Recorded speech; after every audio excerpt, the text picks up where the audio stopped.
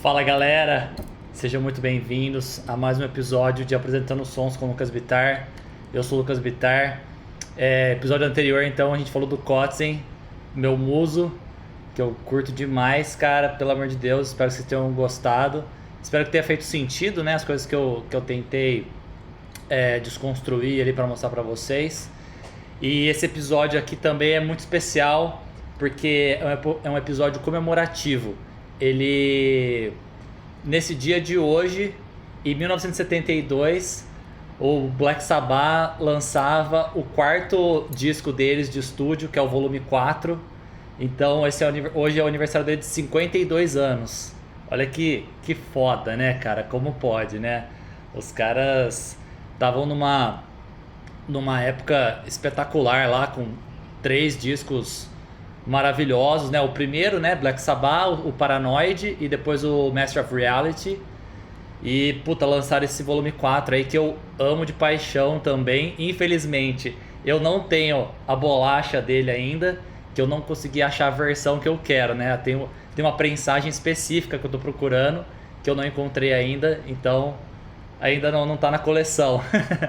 Mas cara, uma banda que talvez dispense apresentações, mas vamos fazer aí o pacote básico, né? Então, uma banda inglesa que ela se formou em Birmingham em 1968. Temos Tony Iommi na guitarra, Geezer Butler no baixo, Bill Ward na batera e Ozzy Osbourne nos vocais. Que mais, né? Que é isso? E todo mundo já sabe também, né, cara? Black Sabbath, os caras, os pioneiros do heavy metal, né? Os caras que criaram todo esse conceito, essa sonoridade, essa estética, né, da sonoridade e tudo mais, que tem a história que não tenha começado por causa disso, mas existe aquela história do Tony Iommi, que ele trabalhava numa fábrica que eles faziam aquelas chapas de metal, e ele trabalhava bem na parte de prensar o metal lá. E aí um belo dia ele falou que ele não queria trabalhar, que ele acordou de manhã lá, falou com a mãe dele, falou: ó, eu não vou mais trabalhar, eu vou sair em turnê com a banda que eu tô, e a gente vai ser famoso e tal. E a mãe dele falou: imagina, mano, você vai trabalhar assim, cara, não tem essa. E aí ele foi trabalhar, e nesse belo dia ele tava lá trabalhando e a máquina desceu na mão dele, arrancando o topo desses 3 dedos aqui da mão, né? Da mão direita. Aquele é canhoto da mão direita. E cara, ele tocava guitarra, e aí aquilo ele falou: mano, nunca mais vou tocar guitarra, acabou, fudeu, acabou o sonho, né? E aí um colega dele do trampo apresentou pra ele o Django Reinhardt, que é um jazzista fudido, e o cara, ele sofreu um acidente, acho que uma queimadura, e ele ficou só com 2 dedos na mão esquerda, que ele não era, no caso, não era canhoto, então ele só fazia acorde, ou solava, né, com 2 dedos. E quando ele foi apresentar pro Tony Iommi, o Tony Iommi falou: cara, eu não quero nem ouvir coisa com guitarra, velho, isso aqui, não vou mais nunca mais ouvir isso. O cara falou: não, cara, ouve, porque você vai ver que o cara é muito bom, e a curiosidade é justamente essa, o cara só tem 2 dedos na mão. Aí ele falou: caralho, como assim? Então... E aí inspirou ele a continuar, né? E aí ele fez alguns ajustes, né? Primeiro, ele criava uns dedais, né? Pra fazer como se fosse um dedo, pra ele conseguir apertar as cordas. Ele trocou o jogo de corda. Ele usava a corda de banjo, se não me engano, cara, bem mais fina. E aí com o tempo, ele... Aí teve evolução, né, das cordas, começou a ter tipos de corda diferente. Ele foi aumentando a espessura da corda, né? E começou a diminuir a afinação para deixar as cordas mais mole ainda. Foi aí que começou essa coisa de você afinar para baixo as músicas. Eles, a partir do 4º disco, que é o volume 4, a afinação toda do disco é em dó sustenido, que é 1/3 abaixo, né? Que a gente afina em mi, o padrão, ele afinava em dó sustenido. E aí que dava aquele peso mesmo, cara. E porra, volume 4 só tem hino também, né, cara? Puta, Snowblind, Supernaut. Puta, é muito bom. Esse disco é muito foda, cara. Eu até um tempinho atrás tive a oportunidade de participar de um projeto aí de uma banda que a gente fazia cover de Sabá e Led Zeppelin. Aí eu tocava e cantava, era muito massa, cara. Quando eu ia fazer os sons de Sabá, assim, eu sentia que a galera curtia muito, assim, no ao vivo, sabe? Era o tipo de som que mexia demais com o povo, assim. Os caras são muito foda, né? Enfim, o som que eu vou falar hoje é um som que foge bastante dessa coisa do ser heavy metal, de ser não sei o quê, porque é uma balada melancólica que chama Changes, que, cara, que ela vai completamente contra a coisa do som pesado, a coisa sombria, né? E os caras já estavam, como eu falei, já tinham com a carreira consolidada, assim, com 3 discos maravilhosos. E a composição dessa música veio de uma forma muito orgânica, assim. Tem na biografia do Tony Iommi e tem na biografia do Ozzy também, que é esse livro aqui, que é muito legal, cara. Uma amiga minha me deu de aniversário, a Bruna. Um beijo, Bruna, se estiver vendo aí. Muito foda esse livro. E aí ele conta que eles estavam em Los Angeles, eles tinham alugado uma mansão na região ali de Bel Air, que é um bairro residencial lá de Los Angeles, e nessa mansão tinha um piano. E, meu, essa época, os caras, bom, desde o início, né? Mas ele conta na biografia aqui que os caras estavam cheirando o dia inteiro. Era uma coisa que, tipo, o Ozzy até fala nesse livro aqui, que o volume 4, ele ia se chamar Snowblind, do tanto que eles deviam esse disco pra cocaína, do tanto que os caras estavam fora do planeta, assim, cara. E a gravadora não deixou chamar de Snowblind, até por causa dessa... que seria talvez uma expressão, não cheguei a ir atrás disso, mas eu lembro que me perguntaram, falaram, cara, o que será esse Snowblind, né? Uma coisa que eu imagino seja snow, né, que é branco, né, que é um pó branco, vamos dizer assim. Então seria uma cegueira pela cocaína, sabe? Snowblind, acho que talvez seja uma expressão. Cara, eu posso estar completamente errado. Se você souber aí, comenta aí pra nós e me eduque, por favor. Enfim, eles estavam na casa, o Tony Iommi sentou ali pra tocar o piano. Ele nunca tinha tocado na vida dele. Começou a brincar e, mano, já começou a sair o riff de Changes. Aí o Ozzy tava ali perto e falou, caralho, que da hora. Já começou a fazer uma melodia ali, não sei o que. E aí acho que o Geezer chegou perto, acho que eles estavam com o Mellotron também, que é tipo um instrumento de tecla, mas ele simula cordas. É muito legal, que tem na música também, que a gente vai ver. E ele tá tocando nessa versão aqui. E, meu, beleza, a música começou ali. E aí, nessa época, o baterista, né, o Bill Ward, tava passando por uma separação com a mulher dele. O Tony Iommi tinha acabado de terminar com a namorada dele.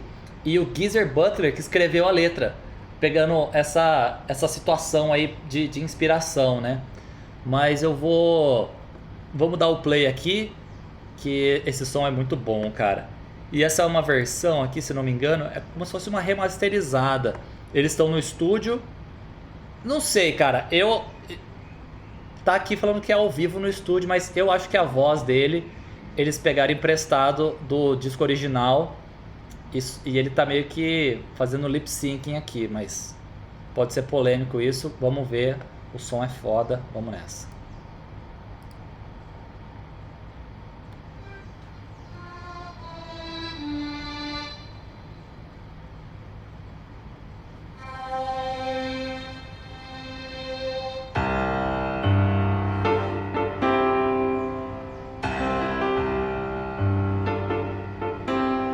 I feel unhappy. I feel so sad. I've lost the best friend that I ever had. She was my woman. I loved her so. But I've let her go.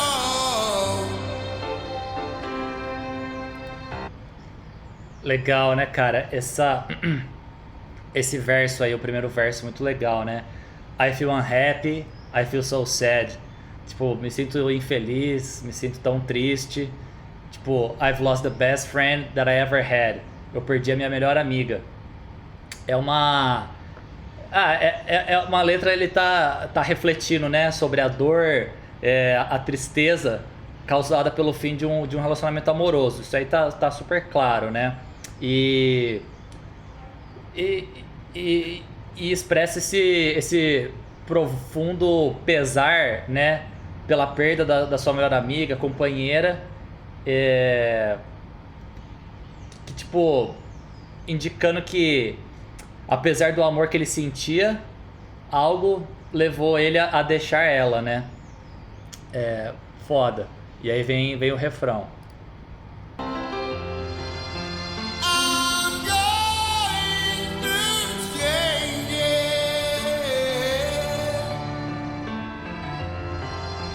I'm going through changes.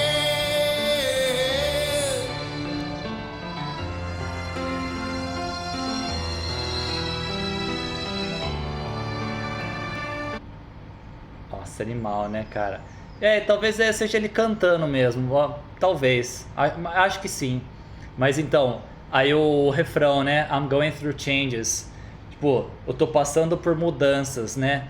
Que acho que essa ideia que o Geezer quis passar, né, cara? Que às vezes num relacionamento não começa a dar certo mais porque uma pessoa já não tá em sintonia com a outra. Às vezes tá mudando, tá evoluindo, vamos dizer assim, né? Porque não dá pra ser pedante e achar que eu evoluí e a outra pessoa ficou pra trás. Não nesse sentido, né? Mas que mudou de opinião e tal, e aí infelizmente não deu certo, então cada um teve que ir pro seu canto, né? Então essa repetição do verso, né? I'm going through changes, ela sugere então esse processo de transformação pessoal, né? Que pode ser talvez um amadurecimento doloroso, que pode ter sido desencadeado pelo término da relação, né? Muito legal, muito simples também, não tem muita firula. Aliás, vou falar então da progressãozinha, rapidinho, porque é super simples. Esse violão aqui já tá... As cordas, né, já estão velhas, então me perdoem aí se tiver o som uma bosta. Mas enfim, essa música tá em Dó, né? Dó maior. E aí ele faz aquele riffzinho, né?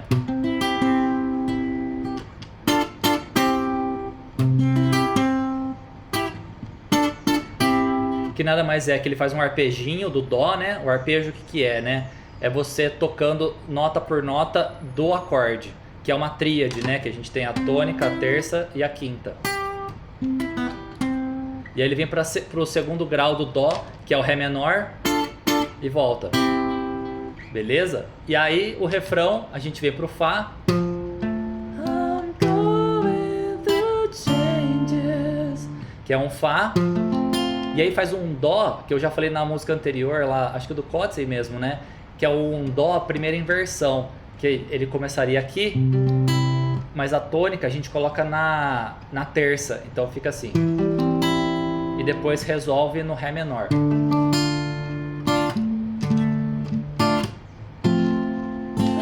going through changes. I'm going through changes. Aí vem para um Sol, Fá, Lá menor.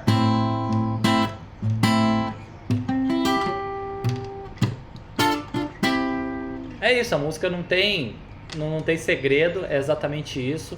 E até o final fica essa progressãozinha. Deixa eu ver o violão aqui de lado. E até esqueci de falar algumas coisas assim que... Pô, Black Sabbath tá na minha vida assim desde que eu me conheço por gente. Até agradecer meu pai aí que educou não só eu, como a Raquel também, minha irmã, que a gente desde pequenininho acordava de final de semana, ele tava lá na sala ouvindo um Black Sabbath, e uma memória que eu tenho muito forte é ele ouvindo esse aqui, cara, que é o Saba Bloody Saba. Isso aí, puta, esse disco aqui é espetacular e marcou a minha infância, assim, acho que não só a minha, mas como a da minha irmã também. É... E, puta, a gente ouvia demais e nunca mais paramos, assim. Então sempre foi muito presente na minha vida, o Black Sabbath. E falando. Porque o Black Sabbath mudou de formação também, né, durante o tempo. E eu gosto bastante dos discos que tá o Ozzy cantando. Claro, tem gente que fala, não, porque o Dio canta melhor, ou não sei quem canta melhor. Sim, mas eu acho que tem cara de Black Sabbath quando tá o Ozzy. Pode ser uma opinião polêmica também. Comenta aí o que você acha. Mas é isso, vamos seguir mais um pouquinho aqui pro segundo verso.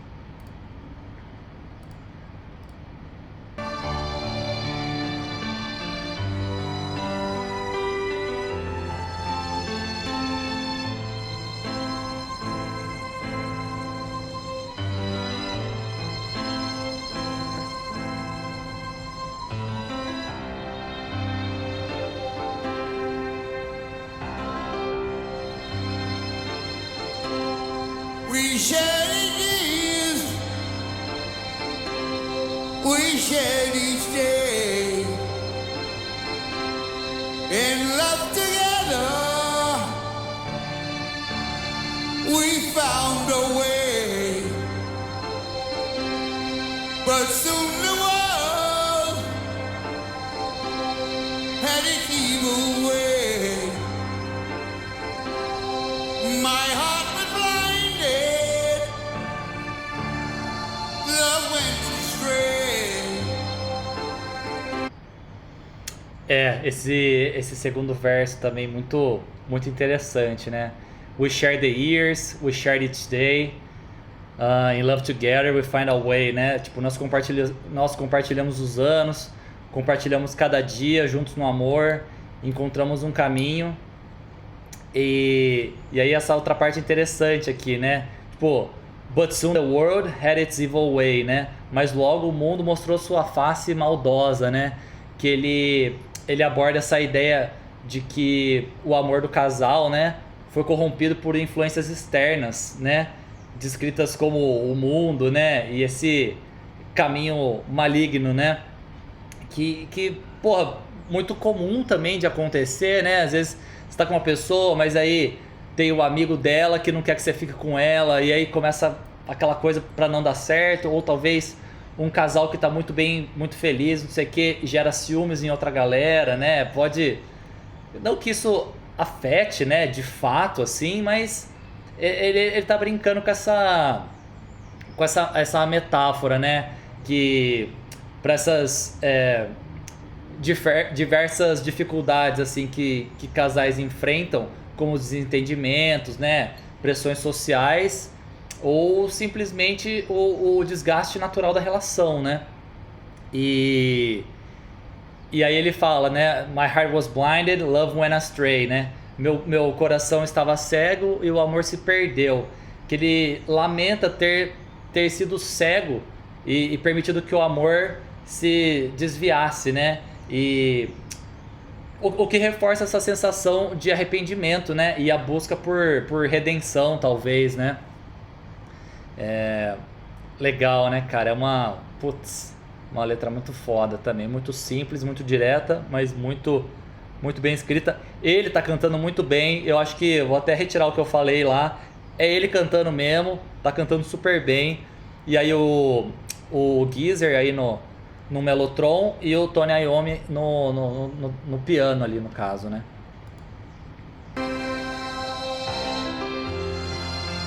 I'm going through changes.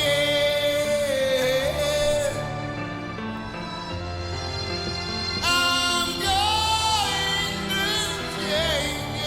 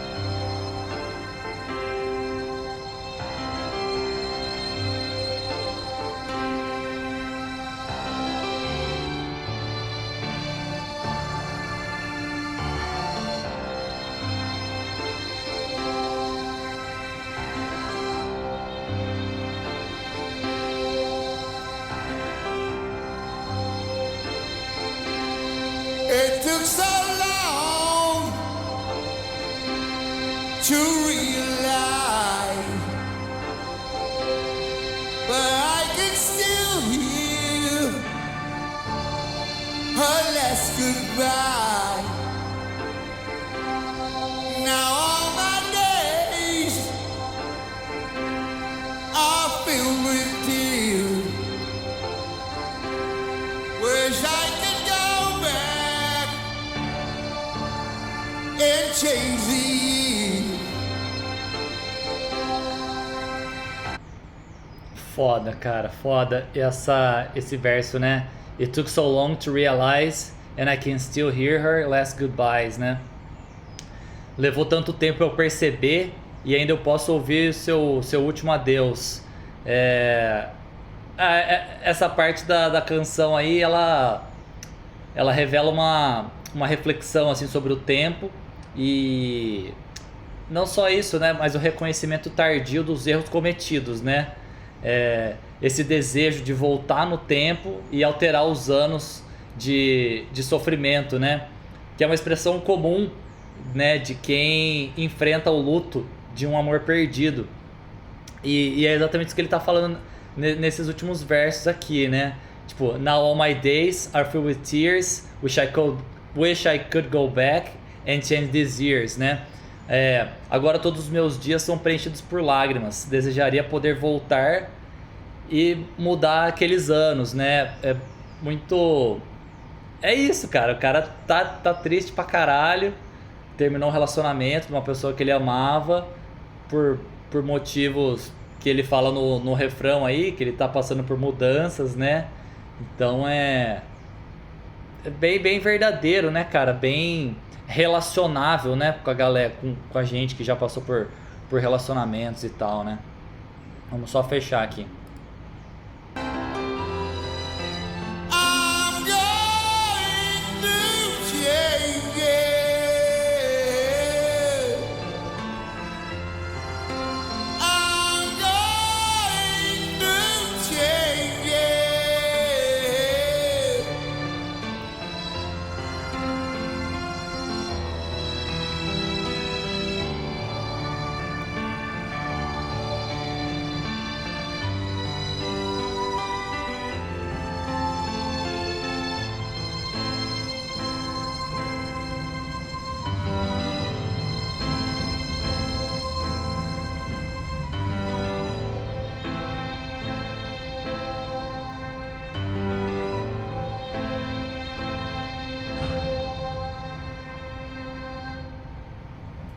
Right?